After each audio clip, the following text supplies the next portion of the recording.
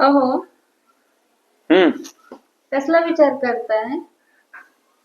विचार करतोय की काही व्यक्तींचं आपल्या आयुष्यात असणं किती महत्वाचं आहे. नाही, काय झालं, मी आहे ना इंस्टाग्राम स्क्रोल करत होतो आणि माझ्या काही मित्रांचे फोटो समोर आले आणि मला जाणवलं की माझ्या चेहऱ्यावर एक मंद स्मित हास्य आलं.